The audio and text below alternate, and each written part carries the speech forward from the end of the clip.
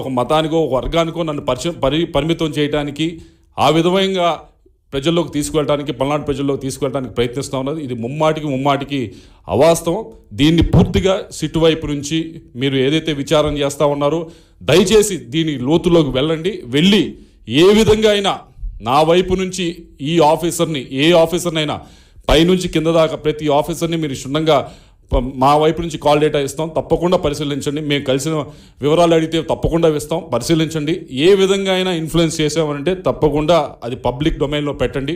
ఒకవేళ నా వైపు నుంచి ఎవరైనా ఇన్స్టిగేట్ చేసి ఏ విధమైన అల్లర్లు సృష్టించడానికైనా పల్నాడులో ప్రయత్నించుంటే తప్పకుండా నేను ఏమి దానిలో మొహమాటు పడట్లేదు, తప్పకుండా నా పేరు కూడా మీరు ఛార్జ్ షీట్లో చేర్చుకోవచ్చు. ఇదిగో నువ్వు ఈ విధమైన ఈ గ్రామంలో ఈ విధంగా నీ వల్ల జరిగింది అంటే తప్పకుండా పెట్టండి. ఆన్ ద కాంట్రరీ ఆపోజిట్గా మీ అందరూ చూశారు, దొండపాడు అనే గ్రామంలో ఇన్స్టెడ్ ఆఫ్ అవతల వైపు కాకుండా నాపైనే ఆ రోజు అటాక్ జరగడం జరిగింది. నా వెహికల్స్ పైన ఆ రోజు అటాక్ జరగడం జరిగింది. నా కాన్వాయ్ వెహికల్స్ ఏదైతే 3 వెహికల్స్ ఉన్నాయో అన్నీ కూడా పాల్గొనడం జరిగింది. ఆ రోజు అక్కడ ఉన్న పోలీస్ ఆఫీసర్లు కూడా వారేమి చేస్తూ ఉడిగినట్టు చూస్తూ ఉన్నారు. ఇన్స్టెడ్ నా వైపు నుంచి పోకుండా వాళ్ళు న్యూట్రల్గా పక్కనే నుంచో ఉన్నారు. కాబట్టి మీరందరూ కూడా దయచేసి ఇటువంటి దుష్ప్రచారాన్ని మానుకోవాలి అని చెప్పి కోరుతూ మరొకసారి సిట్టు వారిని దీన్ని క్షుణ్ణంగా పరిశీలించండి, లోతులోకి వెళ్ళి పరిశీలించండి. నేను ఏదైతే చెప్తా ఉన్నానో ఒకటి ఏదో ఆ రోజున్న ఎస్పీ గారికి మా ఫ్యామిలీకి ఉన్న ఏదో సంబంధాలు ఉన్నాయని ఏదో అపోహలు కలిగించు కథలు రాస్తూ ఈ 5 రోజుల నుంచి కూడా మీరు సృష్టిస్తున్న కథలకి దయచేసి ఏదో తప్పకుండా వాటి లోతులోకి వెళ్ళి పరిశీలించి ఈ కథకి తెరదించాలని చెప్పి కోరుతా ఉన్నా. రెండోది మేమేదో కొన్ని బూతుల్లో మాకు అడ్వర్స్గా ఉండే బూతుల్లో మాకు అన్డ్యూ అడ్వాంటేజ్ వచ్చిందని మీరు ఏదో ఫీల్ అవుతా ఉన్నారు కదా, మేము ఇచ్చిన 150 బూతులకి లిస్టు కూడా ఇవ్వడం జరిగింది.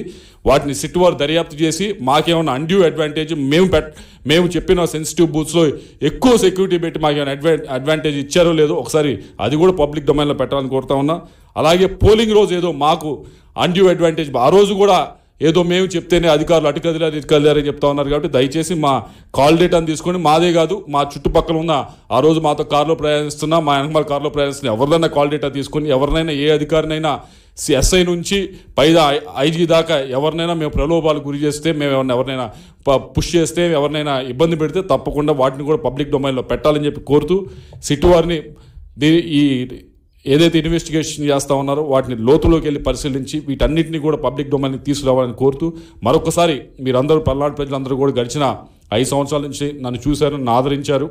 ఇవన్నీ కూడా మీరు దయచేసి ఏదో అపోహలకు తావివ్వకుండా ఏదైతే సిట్టు వారు ఇన్వెస్టిగేషన్ చేస్తూ ఉన్నారో వాటిని ఒకసారి క్షుణ్ణంగా మీరు కూడా పరిశీలించి దాని తర్వాత ఏదైతే సాక్షి వైపు నుంచి కానీ వైఎస్ఆర్ కాంగ్రెస్ పార్టీ వైపు నుంచి కానీ చేస్తున్న దుష్ప్రచారాన్ని మీరందరూ కూడా నాకు తెలిసి నమ్మరని చెప్పి అయినా కూడా ఒకసారి మీరు దీన్ని పరిశీలించాలని చెప్పి పల్నాడు ప్రజలందరినీ కూడా కోరుతా ఉన్నాను.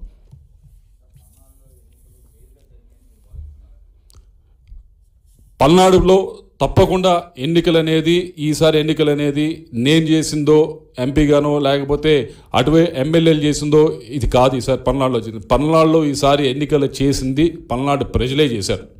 పల్నాడు ప్రజల్లో ఉన్న ఆ కసిని ఆ రోజు వారు చూపించడం జరిగింది. వారు 86% దాదాపుగా ఓటు నమోదైంది అంటే ఆ రోజు వారికి ఎంత కసి ఉంది అనేది దాన్ని బట్టి అర్థమవుతుంది. ఈరోజు నేను ఈ మాట చెప్తా ఉంది ఏదో రిజల్ట్ వచ్చిందో చెప్పట్లేదు, ఎలక్షన్ రిజల్ట్ వచ్చిందో చెప్పట్లేదు. ఎలక్షన్ రిజల్ట్ రాకముందే నేను చెప్తా ఉన్నా ఎలక్షన్ రిజల్ట్ ఎటైనా వెళ్ళొచ్చు, ఎవరైనా గెలవచ్చు. అయినా కూడా నేను చెప్తా ఉన్నా ఎలక్షన్ ముందే చెప్తా ఉన్నా ఆ రోజు ఎలక్షన్ జరిగింది అంటే ముఖ్యంగా తెలుగుదేశం పార్టీ క్యాడర్ చేశారు ఎలక్షను. ముఖ్యంగా పల్నాడు ప్రజలు ఆ రోజు చేయటం జరిగింది.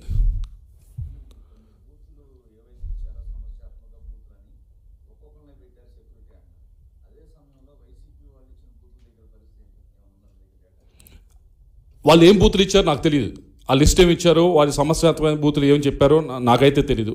కానీ ఉదాహరణకి పమిడిపాడు అనే గ్రామం ఉంది నర్సరావుపేటలో, వాళ్ళు ఇచ్చుంటారు సమస్యాత్మకమైన ఉదాహరణ చెప్తా ఉన్నా. పమిడిపాడు అనే గ్రామంలో నాకు మా వాళ్ళు వచ్చి సార్ ఇక్కడ రోడ్డు సపరేట్గా వేరేగా వేస్తూ ఉన్నారు వెళ్ళి ఓటు వేయటానికి అని చెప్పారు.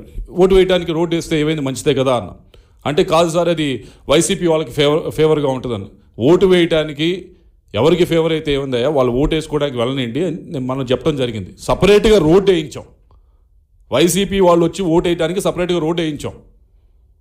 అటువంటిది పైగా అదే పమిడిపాడు గ్రామంలో మీరు ఒకసారి వెరిఫై చేయండి, దాదాపుగా సిఆర్పిఎఫ్ వాళ్ళనే దాదాపు 8-9 మందిని so called TDP favourable village, favourable గ్రామం అనే దాంట్లో దాదాపు 7 నుంచి 8 మంది సిఆర్పిఎఫ్ స్టాఫ్ని ఆ రోజు అక్కడ పెట్టడం జరిగింది. సో నిజంగా మేము ఇన్ఫ్లుయెన్స్ చేయగలిగితే ఆ రోడ్ వేసి సిఆర్పిఎఫ్ వాళ్ళని పెట్టేవాళ్ళం కాదు కదా.